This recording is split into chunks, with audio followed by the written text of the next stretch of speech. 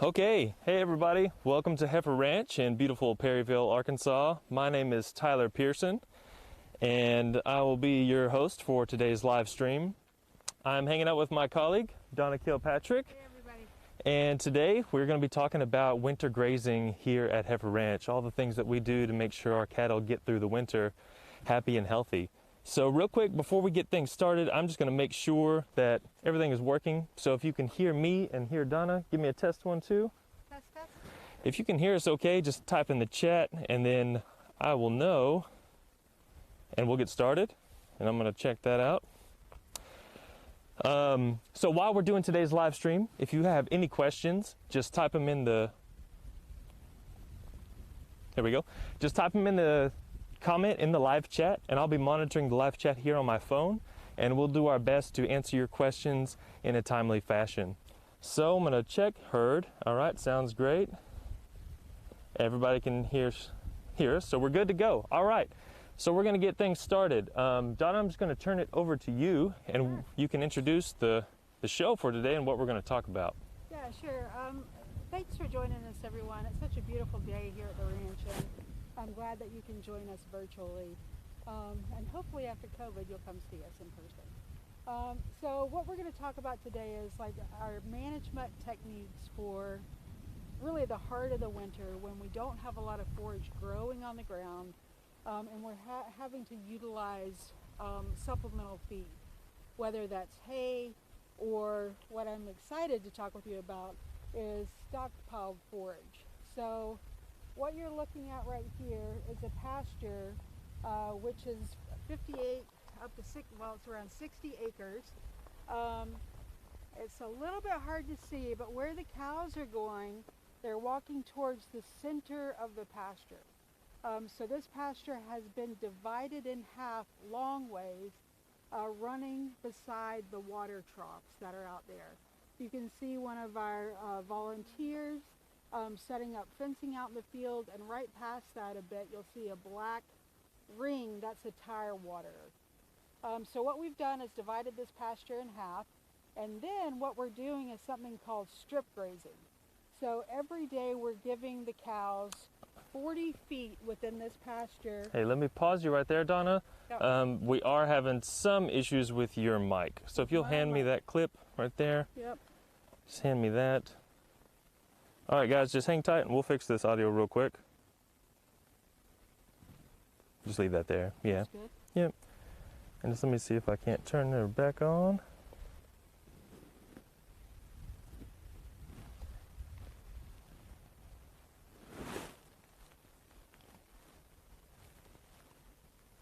Just hang tight, everybody. We're almost there.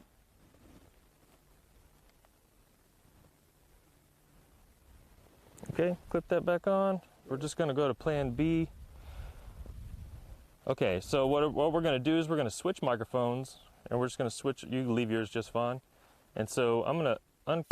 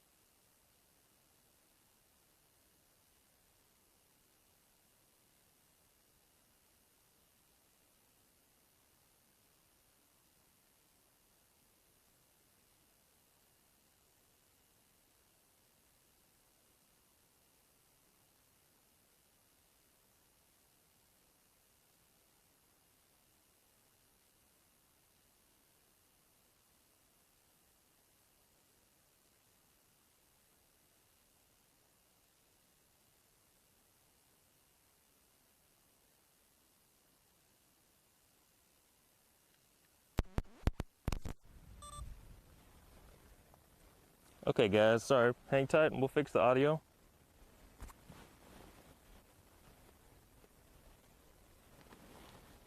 Hold down. And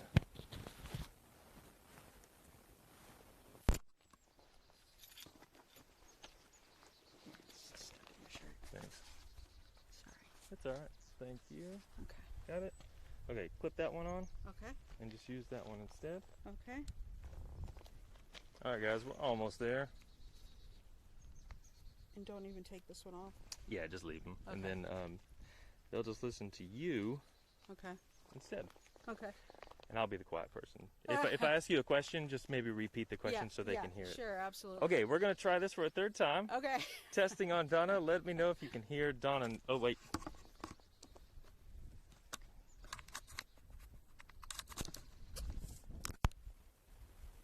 Okay, guys.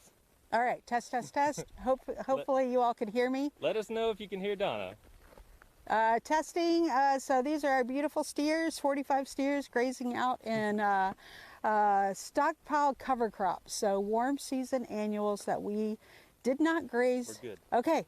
So warm season annuals that we did not graze when they were in, gosh, just the height of their growth. You know, if we could flip back in time, you would see this pasture just full, tall sorghum Sudan, gourds everywhere. We're going to walk out there in a minute. You're going to see all the different varieties of vegetation and forage in this pasture.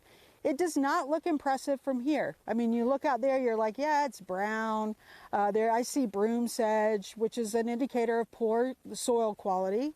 We're definitely working on trying to eradicate the broom sedge that we have with holistically managed grazing techniques. And this technique is one of those. So what we're utilizing is the cow's positive impact, their hoof action, massaging seeds back down into the ground, their defecation on the pasture, urinating on the pasture, all of that to help build our soil quality, as well as the choice of what cover crops went in those pastures. So we were looking at cover crops that would withstand the winter, be palatable for the cattle, add nutrients to the soil, provide I said palatable, so provide an enjoyable grazing experience. And as you can see, they're just out there, heads down, happy as they can be. And this has been so we planted 105 acres of cover crops right around July 4th, so early July. It germinated well. Like I said, in the fall, it was stunningly beautiful, super high forage. And every time I would drive by it, I would be like, oh my God, I have got to get the animals in there. And I'm sure everyone was wondering, why isn't she grazing the animals? Like, what's going on here? But the point is to actually let it hard freeze, and then that's your stockpile.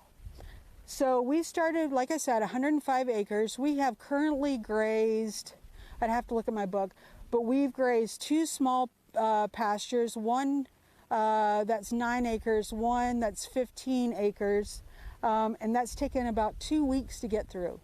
So during those 2 weeks, we didn't feed out a single bale of hay to those animals.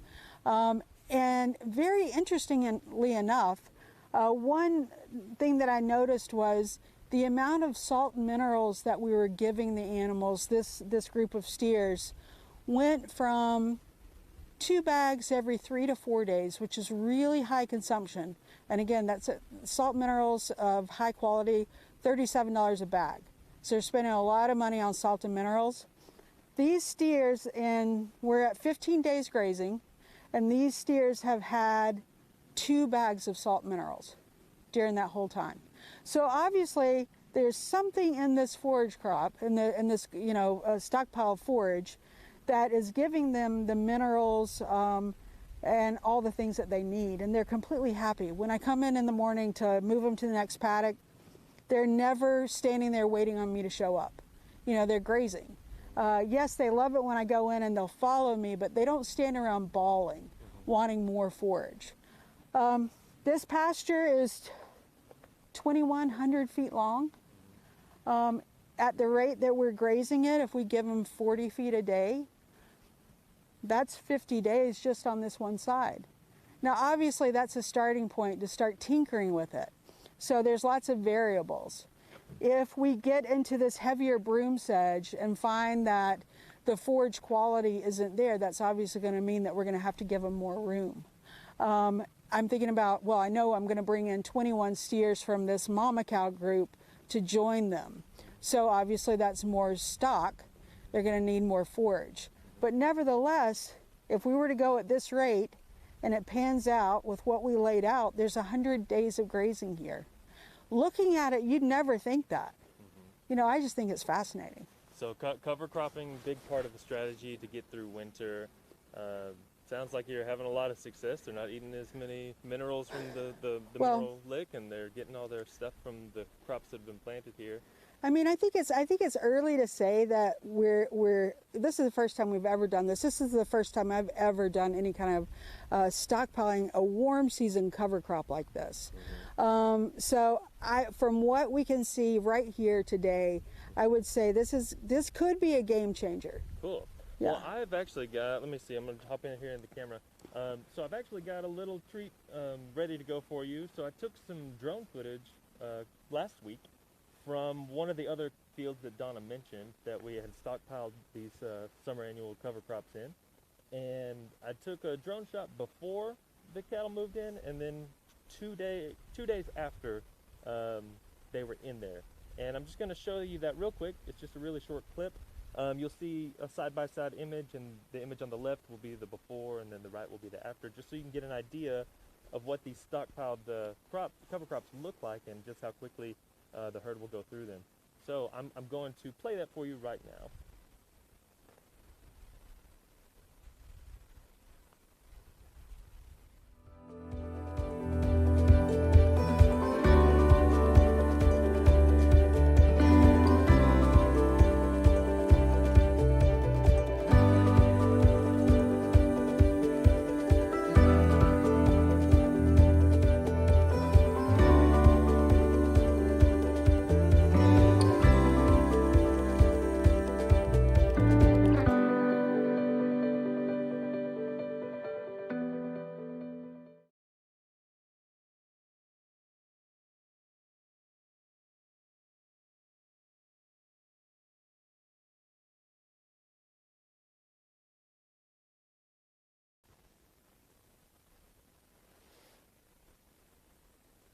All right, hopefully that played for you okay and you were able to see it. I am controlling the show from my phone out here in the field, so it's a little tricky sometimes.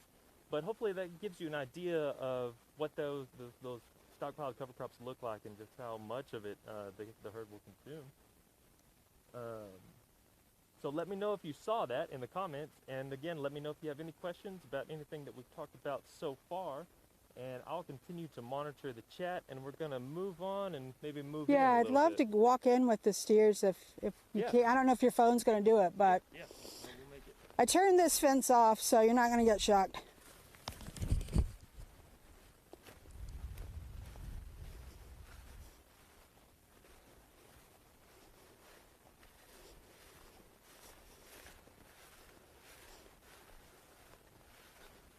So one thing that I wanted to talk about was the difference. We're going to see two different systems. This brand new system that we've utilized using these stockpile forages that are, winter annuals. And then we're going to see what we're doing over with the mama cows. Now our mama cow herd is getting ready to move to the north side, which is still Heifer Ranch, but you have to go through Perryville to get there. We've been working feverishly on fencing on that side, and there were a couple of really big pastures that because the fencing was so very poor, we didn't graze them this year. I just went and checked it out, and there's so much stockpiled forage over there that we're going to do the same system with the mama cows. We're going to strip graze it or mob graze it, and we can talk about the differences there. But one thing that I noticed when the steers went into the cover crops is that all of a sudden their manure piles, which are a really great indicator of cattle health, is looking at cattle manure. And what you want is a round patty of manure with a divot in the top, like a pond. Mm-hmm. That's an indicator that the cow's rumen is working well. They're getting the right essential minerals, nutrients, and it tells a lot. And you can walk through the pasture and see. Got any examples nearby? Well, yeah, as a matter of fact. And this isn't the best example, but it's pretty darn good. Mm-hmm. So this is a round manure pile, and you can see the pond in the middle.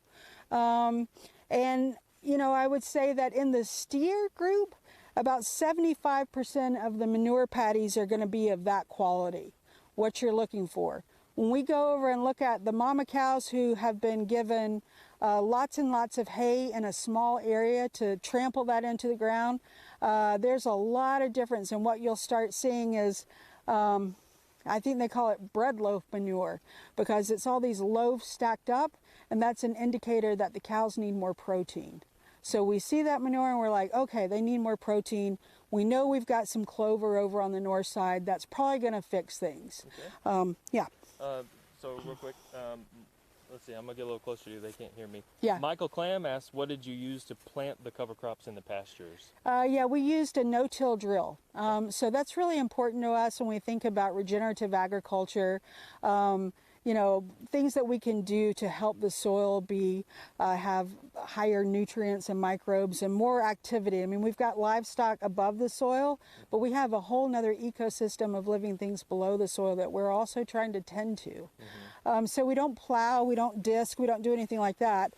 So we bought a no-till drill a couple years ago, and I use a company, Green Cover Seed, who have been incredibly helpful through this process of looking at our soil samples, evaluating them, and then figuring out, you know, within our context of trying to regenerate Heifer Ranch, what are the best seeds that we can put in the ground that'll get us to that point? Awesome. Yeah. Hey, that's a great question, Michael. Thank you. We got another question coming in. How many different species of cover crop are in the mix? There are 10 different species of cover crop. Awesome. What are some of the different things in there? Yeah, I'd like to, some of the things that are really done well for us are the different types of sorghum Sudan grass, as well as the millets. So those are all within the grass family. And the cows absolutely love them and eat them. One thing, let me see if I can find one. We tried, Green Cover suggested that we put some gourds in the mix, ornamental gourds, which we're gonna, when we open this next section up and let the cows in, you'll see them. And my question to Green Cover is, well, are they gonna eat those things? Shockingly, they do. And when they bite them, it sounds like a mini bomb going off. Yeah. Like, it's really loud, it's really cool. But they do eat them, but they also trample them. And within those gourds, there's so many seeds that are going back down into the ground. You want to walk a little bit closer, because then they can even see over the next strip. Yeah. And you can talk about the herd a little bit. Oh, we got some people interested in a live stream for the no-till drill. They said. Oh yeah, cool. Let's do it. So, one way that I would say the main way that I evaluate, you know, is this working? Are the animals happy? Or just some basic observations that I make every single day. Like I already talked about the manure on the ground, but also are they happy? These cows are happy. Yeah. Like their heads are down, they're munching away. I was going to move them into the next paddock, but holy moly, there's a ton of forage right here. So I didn't talk about, when we talked about strip grazing this pasture, one thing that I didn't talk about is the fact that we're going to let them back graze too. So as we move this fence up, they're going to be able to come back. We've got our water source over in the corner, as well as salt minerals if they choose to use it. I'm also, over by that tree. I'm also, just for fun, I've been really interested to see how they do on apple cider vinegar. So they have a mixture of apple cider vinegar and water in a tub that they can drink if they choose. They've gone through about half of it since yesterday. Okay. I'm going to jump in here real quick. Say thanks everybody for hanging out with us. The stream's going great and we're really enjoying it. If you're having any issues with your stream, if you feel like there's a delay, if you just refresh your page, a lot of times that will fix it. If you have any questions, just type them in the live chat and we'll do our best to answer them. Turn it back over to Donna. Yeah. So I don't know if they can see just how much forage there is down here for them to graze. The stuff they're still munching on? Oh my gosh, yeah. There's just tons. Hey, buddy. What do they seem to be going after first? What are they eating first? I noticed the sorghum disappears pretty quick. when we first put them into the pasture, the first thing they're going to go for is the collard greens. So I don't even see any collard greens in here. They've eaten them all. But that's one thing that did really well. So brassicas. What else? Okay, got a question from Michael Clam. Do you move the water source, and what's the furthest away they'll ever be from water? Yeah, that's a great question. I was just getting ready to say, so the way that we've designed this paddock, this whole paddock, the 60 acres, is they're going to strip graze it forward. The backstop is always going to be the tire water. So where Lizzie's standing right there with the red shirt, to her right is the tire water. So once they get up to that, they're going to shift from using this tank that we put in back in the back corner by the tree that you just saw to the tire waters. So they'll strip graze up and always come back to the tire water that's behind them. One of the reasons that we're doing that is because we want the animal impact from their weight stepping on the pasture, putting those seeds back into the ground, just the animal impact. Gotcha. Okay, see, some more questions. What sort of daily weight gain do you think you'll get from the cover crop grazing? Well, we currently don't, I don't know. I don't know in the dead of winter. What my hope would be is that, first of all, we'll see gains and not go backwards. In the past, just feeding hay, we've actually gone backwards. And many farmers have that happen, and it's really frustrating. I definitely don't think we're going backwards. Gotcha. We have scales on the north side. We're getting ready to put scales on this side. So I don't have any scales, but once I do, I can't wait to weigh these guys on a monthly basis, maybe even more often while they're on the cover crops. I don't think we're going to see something like a 2 pound a gain day, something like you might see 2 to 3 pound a day gain like you would in the summertime on sorghum Sudan. But I think we're going to hold steady, and I think we're going to increase weights. I mean, you look at them, they just look so good to me. Like you look at them, and on the left side, the rumen, the cow's rumen, you see that on the left side of the animal. And Greg Judy often talks about, he'll call it the triangle of death. Triangle of death being that, I don't know if you can see it, but this triangle right above their pin bone, if that's like super sunk in, the cows just aren't getting their gut fill. You don't see any of the steers out here with that. They look great. They do. Yeah. All right, a couple more questions, and then what are we going to do next? I mean, if they want to see them how easy and gentle they move into the pasture, and now, of course, that I've said that, they'll just go haywire. Right. But if they want to see them go on to the next pasture, I'm happy to do it.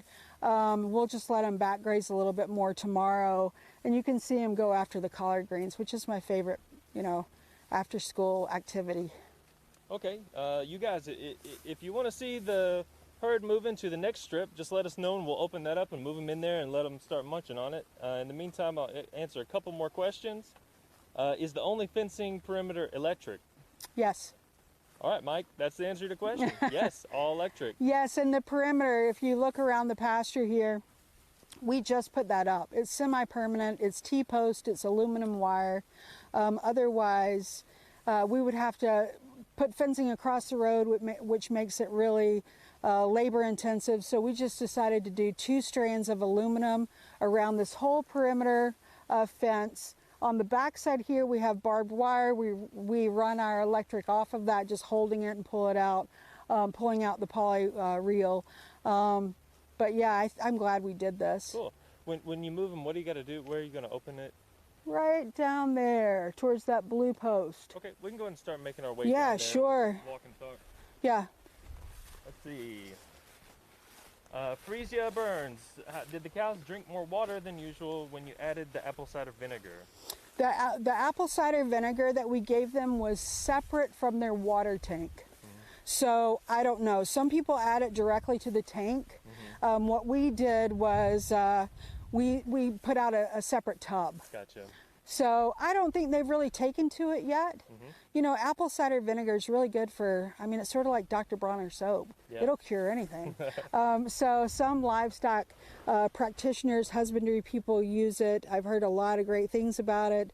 One thing that I was thinking about doing this winter when we were feeding so much hay, I've heard of people taking a gallon of apple cider vinegar and pouring it into a round bale, letting it sit a couple of days and feeding that out. Never got to that, but we had a little bit of apple cider vinegar left, and so I just wanted to try it. Cool. One more question, and then maybe we'll show them, you know, close up some of these stockpiled cover crops here before we get, or we can go ahead and open the gate, and then we'll show them. Yeah. Let's see, Terry Wollen asked, how do you provide water when the source is frozen? Well, thankfully we live in Arkansas, and our waters, our tire waters, don't freeze. If they do, it's only on the cap, and we come by and break it up. This movable tank, though, can be problematic if it gets really, really cold.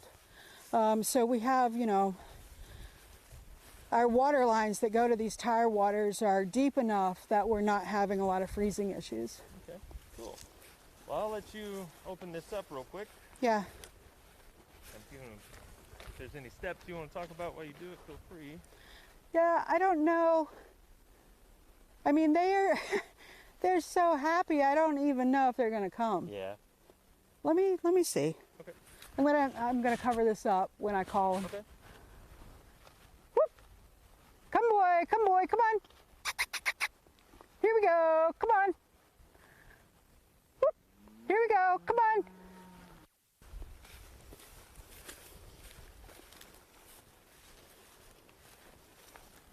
It's not gonna be, I don't think they're gonna move. They're pretty happy. You just want to show the crops in and we'll just leave it? Yeah, they're not interested. Yeah, They got tons to eat, which is great. Maybe I'll get 51 grazings out of it. Yeah, so, you know, if they were to come in right now, they're going to first of all gun for these. Identify someone with this? Yeah. So this is collard greens, and they're absolutely delicious. This is from Green Cover Seed. They're Forage collard greens, but I've taken many a bag home and cooked them up for dinner. And they're just so, I feel like they get sweeter as the winter goes on. And then these stalks, oh, here's a gourd. Oh, yeah. Yeah, so, I mean, I can't imagine eating this and not needing dental work, but they do it. And the hope is that they'll step on them really and get the seeds back in the ground. Nice thing about this is that the gourds is that when they were growing, it was just a, you know, you talk about wanting to always armor your soil. And the leaves, the broad leaves that came out, it was just like a sea of these beautiful winter squash leaves above the ground. And from planting this cover crop, one thing, we got a really heavy rain a couple weeks ago. We used to have specific areas in this pasture that would just be pond up. Like you could see the standing water. And there was only one section out of about 6 that we used to have.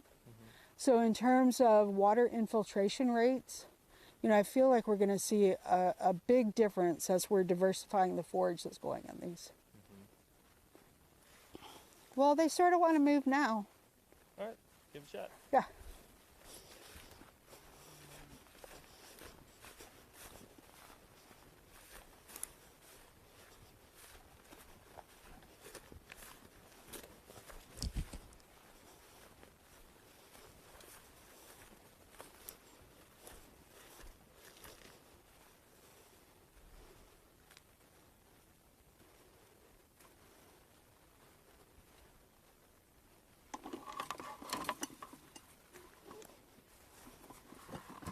Yep, here they come.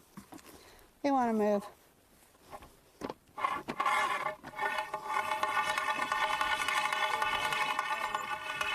Oh. It's going to be really loud. Okay, sorry about that if your ears just got blown out. I'm just going to lift this over. and let them come in.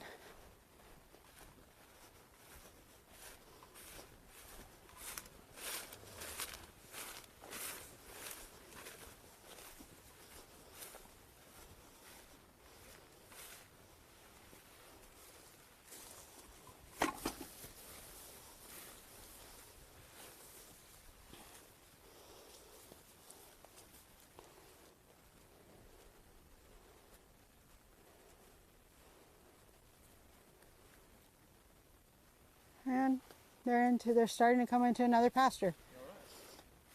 Come on, cows. Come on, boys, let's go. Here we go. Come on. Come on, boys. Here we go.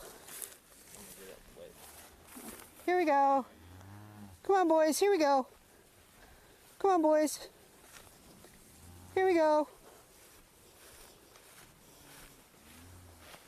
Here we go. Donna, how big is the strip? It's 40 feet across, and I did not get today to measure it lengthwise. Gotcha. But, I mean, there's just a lot of mass in this field. It's a lot to eat.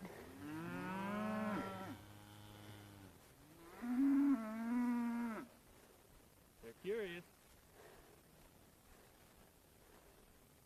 Okay, well, while they're doing that, Yeah. let's see. Got the cover crops. If anybody has any more questions about these stockpiled cover crops, get them in now, because we're going to walk across the street in just a minute and show a couple more things. We've got a Bale Unroller from Greg Judy at Green Pastures Farm that we use here at the ranch. We're going to show you a little bit about and play another video for you.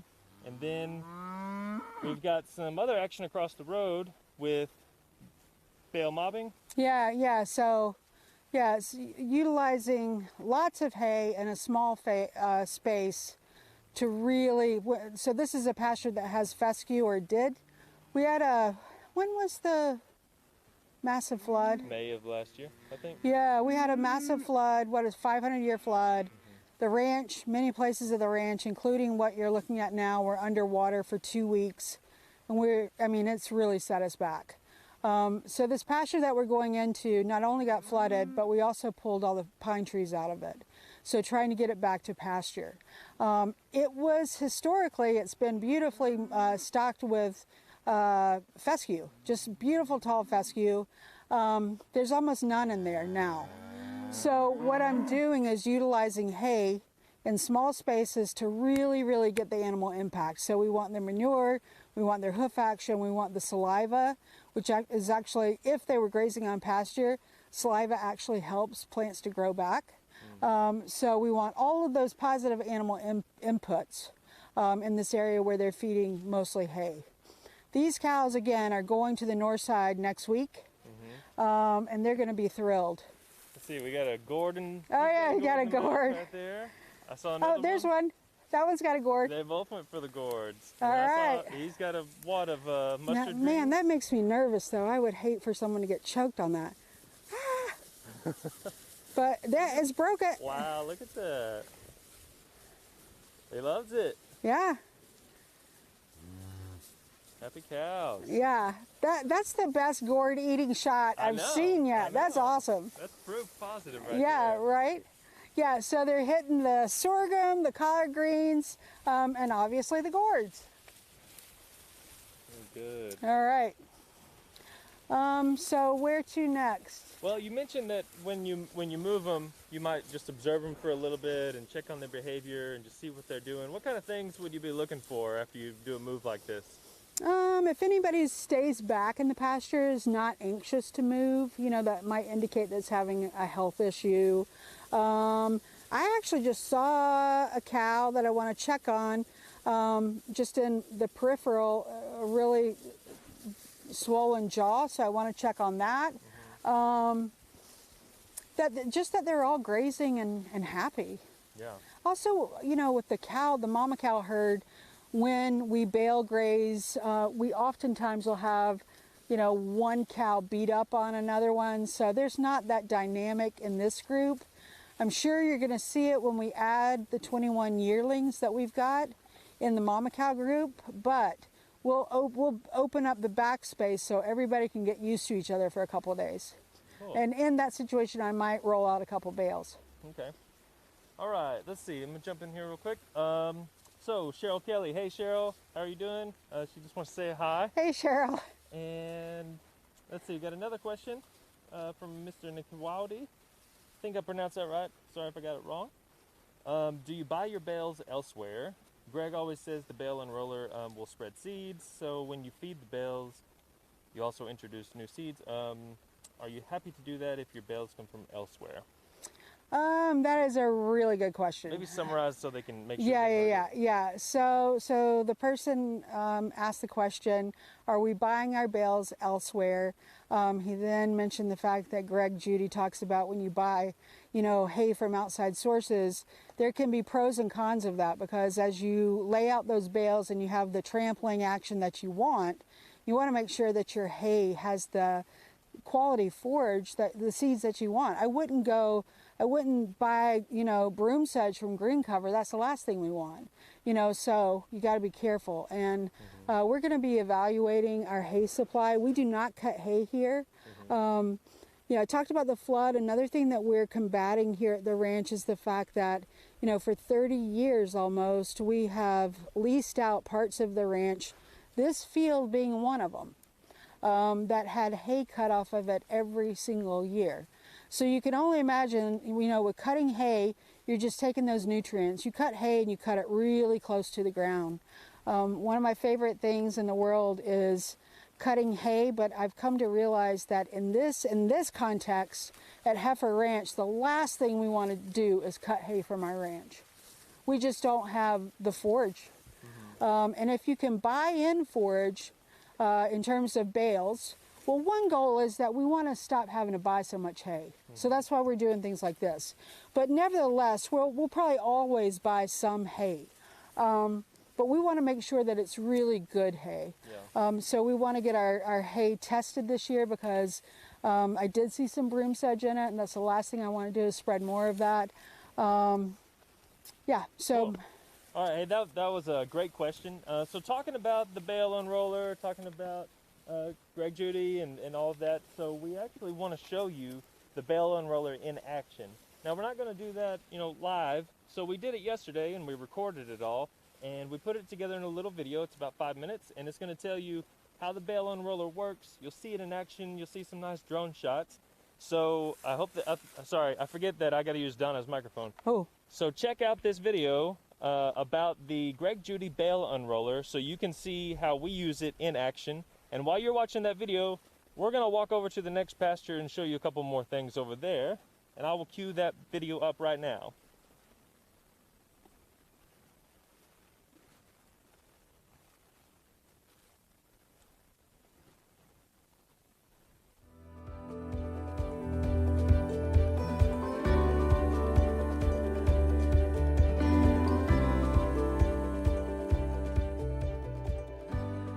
So this is a hay bale unroller. It was actually created by Greg Judy in Missouri. He sells them from his farm. But it's been really useful for us, because one of the main things that we're trying to do is utilize hay not only for forage, but as a soil amendment. So we're approximating 50% is getting eaten by the cows, 50% is getting trampled into the ground, the seeds and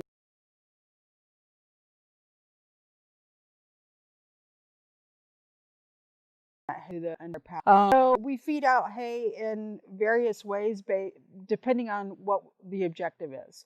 Obviously, we want to get forage to the cattle, but also we're looking at how can we best utilize that hay to help fertilize our soils and to help kill weeds and that kind of thing. So we use different management techniques to do that. The hay bale unroller I really like because for one thing, for animal management, I love that when you roll out a bale of hay, it really makes the animals sort of line up with the hay that's on the ground, and so you can get a very clear picture of your herd health. You can do a quick, scan and look at body condition scores. You can look for management or animal health issues, like an animal is standing off by itself and not coming to graze, or the hay. So lots of different reasons to do it. I'm getting ready to spread this bale of hay down in a pasture that's really gotten taken over by cockaburros. So we're gonna graze the animals heavy in this area, hopefully to trample some of these seeds back into the ground. Also, we'll be spreading some lime on that pasture. It's got cockaburros. It's got some broom sedge in it. It's got a lot of different types of weeds that we want to lessen and build the better quality forage in that pasture for the animals. Okay, so the process for hooking up your unroller to the bale is really quite simple. The hardest part of this is getting the gator and your unroller, or whatever you're pulling it with. You could pull it with a truck or a tractor, whatever you're using. I choose to use the gator, which is super easy. It's fast. But again, there's a little bit of a learning curve to backing it up so you have the same amount of space on the left hand as the right hand around the bale. So I've backed up my gator. The next step is that we're going to put these spears in. So what I have found from doing this is that instead of aiming for the direct center of the bale, the spear goes in a little bit better if you go slightly off. So you'll see this is the center of the bale. If you go slightly off and stick the spear in here. So you can, this will be fine. So you're going to push this in. And then what I usually do is either kick it. You don't want to miss because these edges are really sharp. So kick it so it goes in a little bit more. Or you can take a heavy hammer like a sledgehammer or just a hammer and tap this in. But I'm just going to kick it and get that in there. And then what you're going to do is take this chain to lock it in place and put it here. Just like that. So now your spear can't come out. The next thing we're going to do is roll this up so that we can transport it. So right now the bale is on the ground. And we're going to want to go here and just roll this up. Whoop, wrong direction.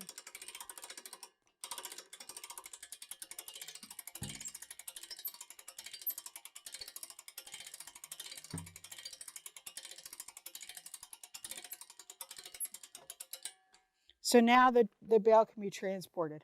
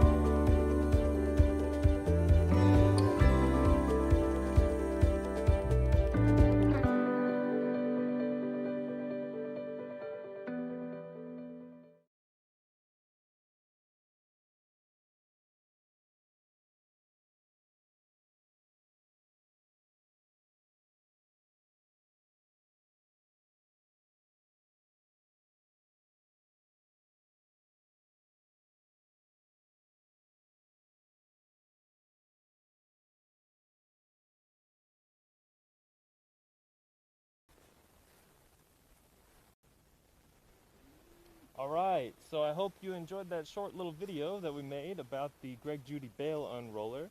We'll wait to see. Yep. Should be back on me. Make sure it's back on me.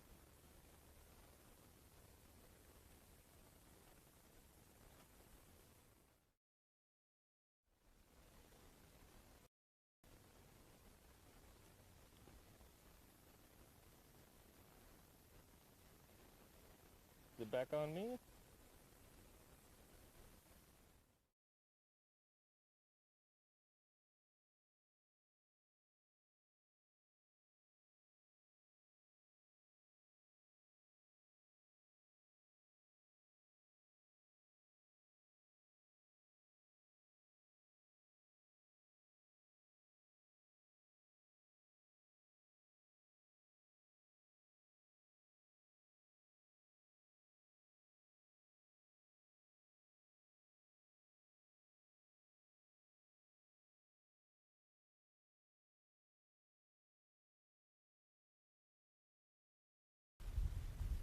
make sure they can hear me.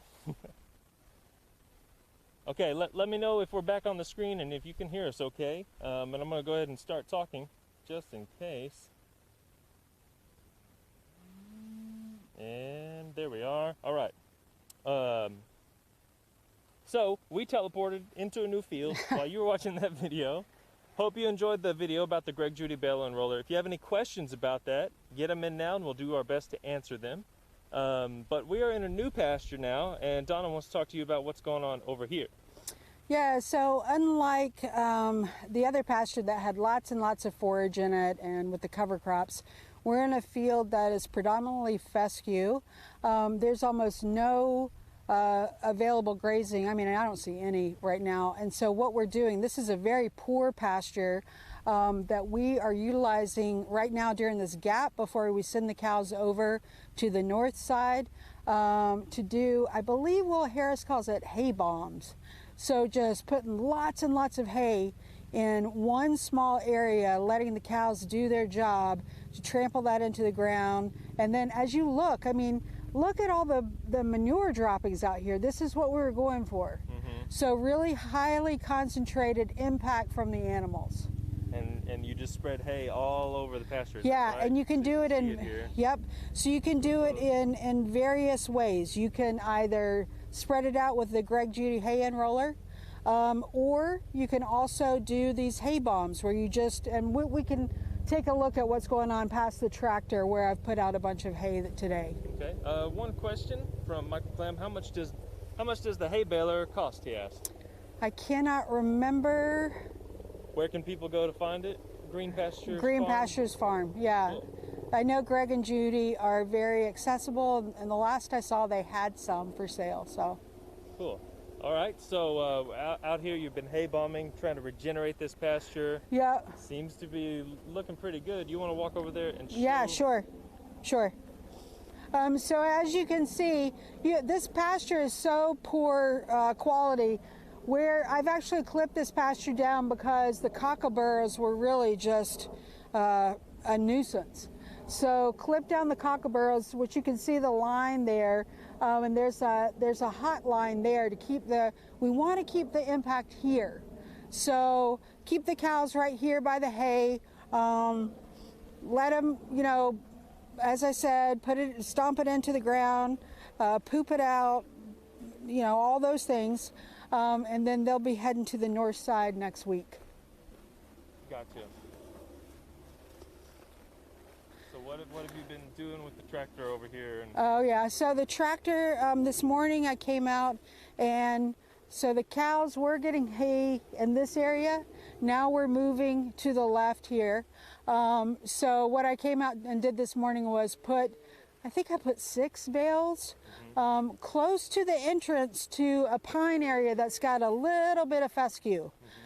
So looking at these manure piles are a really good indication that they're not getting the protein they need in their diet. Do you see any examples close by, like that stacked one maybe? Yeah, that I believe that's called, I think they say it's called bread loaf, like it's all these loaves in it. So that's an indication that the cows need more protein. Where do you get protein? From legumes. So clover, actually even fescue has a little bit of protein in it, but we don't have any. So next thing is to look for pastures, and there are quite a few on the north side that have a lot of clover, so I think that's going to clear right up. Cool. One interesting thing, the pines that they're in now, so this field used to be solid pines planted in that same formation. This year we did a test and we planted sorghum Sudan between the rows of trees. It did so well. I mean, it just really flourished. So it gives, and that's without, well wait, I think we did take a row out between. So there used to be a row of trees between, what's standing. But thinned them out a little bit, planted them in sorghum Sudan, and they just really took off. Nice. And you got the tractor with the no-till drill through that row? Yeah, it's wide enough. You can totally get through it. Cool. Yeah, what we did was we did a test to see if we disked it really hard and then planted, would that perform any better than no-till at all? and they all performed equally. So how did you spread the hay all over this field? Yeah, so sometimes I don't spread it. So you'll see right now there's 6 bales close together, and we're just letting the animals have a real strong impact on it. We never use hay rings, so we never put them in. We do use the hay rings, but now we use them to protect our weather stations out in fields that track our weather changes, soil moisture levels, leaf moisture levels, that kind of thing. But you can see, you know. You got a calf over there, Donna? Yeah, so we just recently finished up. We do both spring and fall calving. We get most of our calves spring, but we had 11 pregnant cows, and we have 11 calves. Awesome. So yeah. So yeah, and check out the little guys. Yeah, they're so cute. There's one out here that I can't catch to tag, so Tyler, maybe you could do that. He's very fast. So you can see 2, 4, 6 bales of hay. We've got them all clumped up in this area, trying to get the impact. But what I did do is I put a poly wire out into the pines, so you can see past this cow, this lighter red cow that's looking at us, into the pines. So if I would love for them to go eat a little bit of fescue. There's some in there, and get a more balanced diet. So this is you're mainly doing this to regenerate this pasture. This is really about soil fertility. Gotcha. Yeah. Cool. And regeneration, and we use with our grazing. One thing that I think is really important is to differentiate just rotational grazing and holistically managed grazing. So through the savory classes that we're participating in, we're really learning the difference in that. And so what we don't want to do is just rotate animals, they go here, here, here, and they follow this pattern. What we want to do is use holistically planned grazing, where we set aside a week during the winter and we think about the future, looking at past results. You actually, you think about the different paddocks and how they performed last year. You rank them. And then you really strategically also put in things like when you want to go on vacation, when is lambing season, when is calving season, where do you want those animals to be at that time, where do you want the animals to be when you need to vaccinate them. So all of those decisions, it's actually, it's grazing with really great decisions involved, and it is through planning. And that's what we're switching to. We're also really going to try to tighten down these paddocks and get more of a mob effect so that we can get more of the beneficial impacts from the livestock. Awesome. Okay, let me jump in here. Guys, we're going to hang out with you for just a few minutes more. We're kind of scheduled to end at the hour. And so if you have some more questions, just let us know. We'll answer the last few that we can. And in the meantime, quiet on the set, cows. In the meantime, I want to let you know that here at Heifer Ranch, we have a residential volunteer program that if you are interested in coming and living and learning with us here for a long-term basis, we have that program and we can share a link in the chat. We do these live streams once a month. We got a great YouTube page that we're growing lots of content. So if you're not a subscriber, please subscribe to our YouTube page. Check us out on Instagram and Facebook and all that. You can sign up for our newsletter and be notified every time that we go live or if we're doing events here at Heifer Ranch in Perryville, Arkansas. So I just want to say thank you so much for hanging out with us today. And thank you, Donna. Yeah, thanks for hanging for out having with me. everybody. And I'll wait just a few minutes to see if you got any last-minute questions. And we're going to hang out and talk about these cows a little bit more. Yeah, and I would love for people to say, type in the chat if they have specific topics. I know somebody said they want to learn about the no-till drill. We'll be planting again in early spring. That's a easy, live stream that we could do. So just anything like that, let us know. Yeah.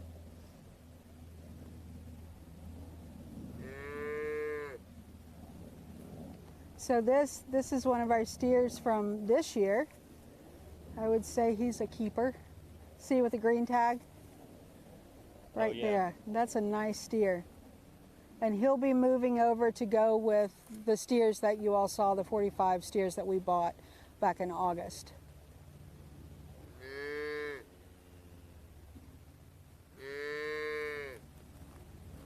How many head are over here right now? In this group, 187. Gotcha. Yeah.